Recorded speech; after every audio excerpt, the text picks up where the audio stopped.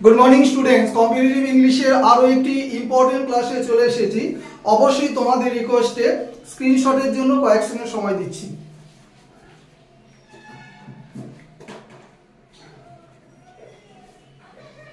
চলো ক্লাস শুরু করি। This is Sushanta sir, basic ইংলিশের খুব ইম্পর্টেন্ট ক্লাস এটা। টপিকটা দেখো, to versus towards, in spite of versus despite.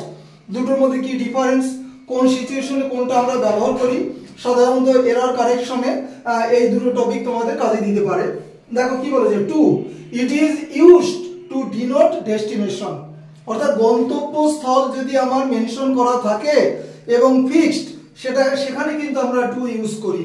আমি স্কুলে যাচ্ছি, আমি মন্দিরে যাচ্ছি, সে বাজারে যাচ্ছে, এইগুলোর মিনিং কিন্তু আমি স্কুলেই যাচ্ছি, সে বাজারেই যাচ্ছে, আমি মন্দিরেই যাচ্ছি, এরকম।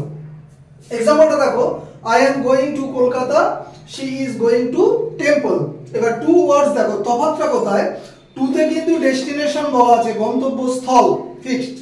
এখানে কিন্তু ইট মিনস বলছে ইন দ্য ডিরেকশন অফ, মানে অভিমুখে।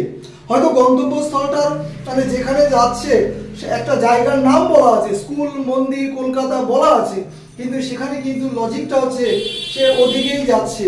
কিন্তু স্কুলে যদি বলা থাকে, স্কুল বলা আছে, সে স্কুলের দিকে যাচ্ছে, স্কুলে কিন্তু কখনোই এন্টার করবে না, বুঝে নেবে। হ্যাঁ, she is going towards school, সে স্কুলের দিকে যাচ্ছে, স্কুলে কখনোই এন্টার করবে না। সে বাজারের দিকে যাচ্ছে, সামনে বা পেছন দিয়ে রাস্তা আছে, বাজারের দিকে যাচ্ছে, মানে কি বাজারটা ক্রস করে অন্য জায়গায় যাবে, বাজারে কখনোই সে এন্টার করবে না। এবার দেখো এক্সাম্পলটা, Rajiv is going towards the temple. আশা করি বোঝাতে পারলাম। নেক্সট দেখো, ইনস্পাইট অফ ভার্সেস ডেসপাইট, দুটোরই বাংলা মানে তা সত্ত্বেও।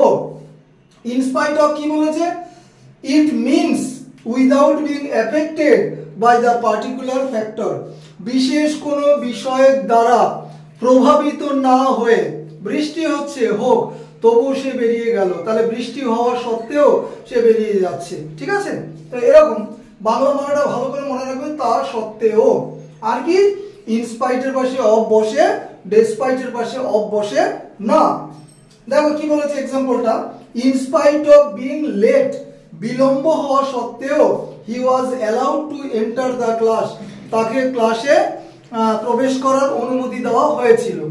এবার দেখো ডেসপাইটে কি লিখেছি, যে সেম মিনিং, মানেটা কিন্তু সেম, যে তার সত্ত্বেও, কিন্তু কি লিখে দিয়েছি, but never use of, of ব্যবহার করবে না, কার পাশে, ডেসপাইটের পাশে।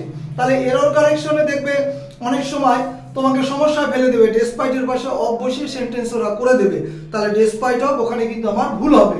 এবং বুঝে নেবে যে ইনস্পাইট অফ বা ডেসপাইট এগুলো সিম্পল সেন্টেন্সে ব্যবহৃত হয়। তাহলে এক্সাম্পলটা দেখো সেম রেখেছি, ডেসপাইট বিং লেট, দেখো কখনই অফ নেই, তাহলে ডেসপাইট বিং লেট, বিলম্ব হওয়া সত্ত্বেও, he was allowed to enter the class.